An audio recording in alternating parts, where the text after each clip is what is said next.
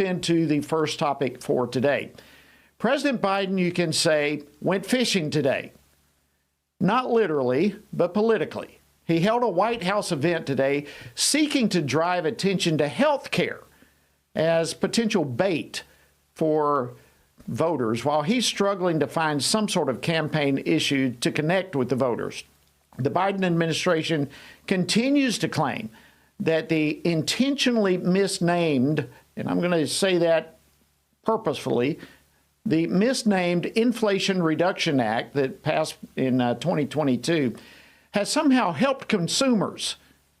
But the truth of it all, it is a massive government overspending that is mandated upon the American people, and it has strangled economic growth in this country. Well, joining me now to discuss all of this is Congressman Buddy Carter. He's a member of the Budget Committee as well as the Committee on Energy and Commerce. He represents the 1st Congressional District of the great state of Georgia. Congressman Carter, welcome back to Washington Watch. Always great to see you.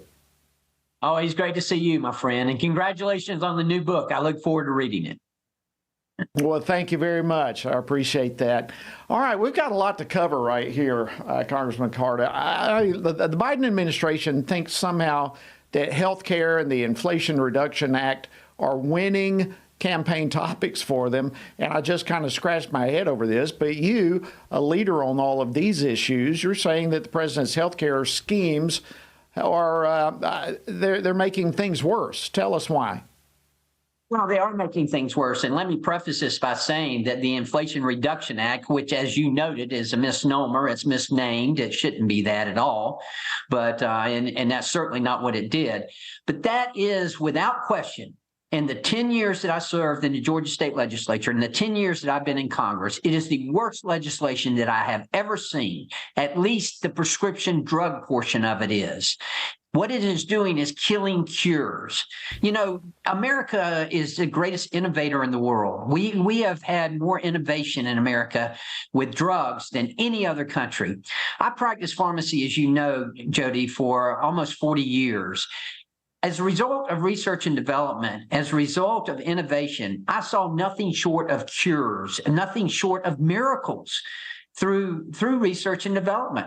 And yet what this legislation does and what this president's healthcare legislation does is just kill cures.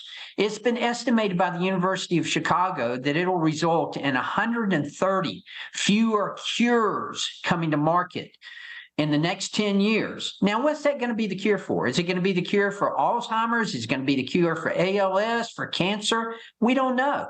Even if it's one, and by the way, the Congressional Budget Office has said that it will be at least one every year for the next 10 years, that we won't come up with a cure. Already drug companies have stopped in research and development and drugs that were in the pipeline because of this piece of legislation.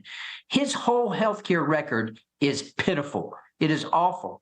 I mean, here we have a president who's allowing this southern border to be penetrated by so much fentanyl that it's killing 200 Americans every day.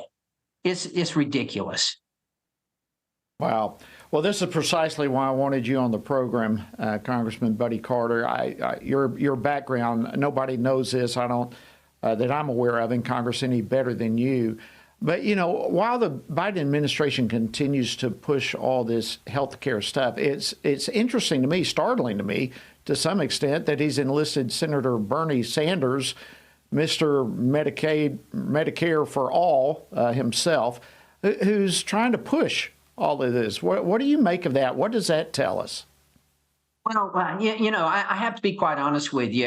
I've actually seen some progress in prescription drug pricing in particular. Remember, again, I'm a pharmacist. I practiced pharmacy, retail pharmacy for over 40 years. I was the one who had to go to the counter and tell the senior citizen how much their medication was and watch them make a decision between buying their medication and buying groceries. I was the one who had to go to the counter and tell the mother how much her child's antibiotic was going to be and and watch her in tears as she tried to figure out how she was going to pay for that antibiotic. I said as my focus when I became a member of the state legislature and especially in Congress, that I was going to do something about prescription drug pricing. We've made progress, but we haven't made enough progress. Now, look, the drug companies need to do a better job with their pricing. There's no question about that. I'm not going to take up for them. They need to do a better job. But that's not where the problem is. The problem is in the vertical integration that exists, where you've got the insurance company that owns the pharmacy benefit manager, that owns the group purchasing organization, that owns the pharmacy, that owns the doctor. That vertical integration results in higher drug prices and higher healthcare costs. And that's something we need to bust up. The first thing I did when I became a member of Congress was go to the FTC and ask them to look at this, look at what is happening here. Finally, about a year and a half ago, they undertook a study to look at the impact that PBMs, pharmacy benefit managers, are having on prescription drug prices on independent retail pharmacies. Now, they've been in that study for a year and a half already. They have said, we are retracting some of the statements that we made about PBMs in the past. They're no longer relevant. We in the past said they were beneficial. They are not beneficial. They are not helping drug prices whatsoever.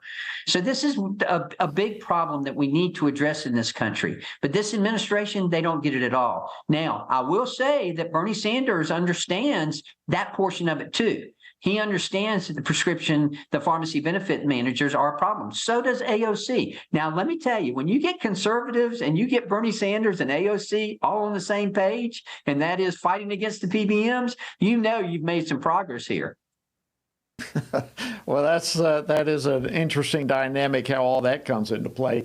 Well, let me ask you this. You referred a little while ago, we both did, made reference to the Inflation Reduction Act. And one of the things, I played a clip as we were coming on, that the president claims that the Inflation Reduction Act cuts the deficit by $160 billion. Can you set the record straight and tell us what he's hoping that the American people don't know about this piece of legislation? Well, again, as you pointed out in your opening statement and your opening monologue, but it is misnamed. It is not the Inflation Reduction Act. In fact, it's going to increase inflation. We all know that. Where he's getting these numbers of saving on the deficit is beyond me. This is not going to be the case. And again, Jody, what good is it going to do us to save money if we're killing cures, if we're killing innovation? This is one of the things that I've struggled with ever since I've been, as a healthcare professional, ever since I've been a member of the state legislature and of Congress, and that is helping people to understand that well care, keeping people well, and finding solutions to these problems in the end will save us money.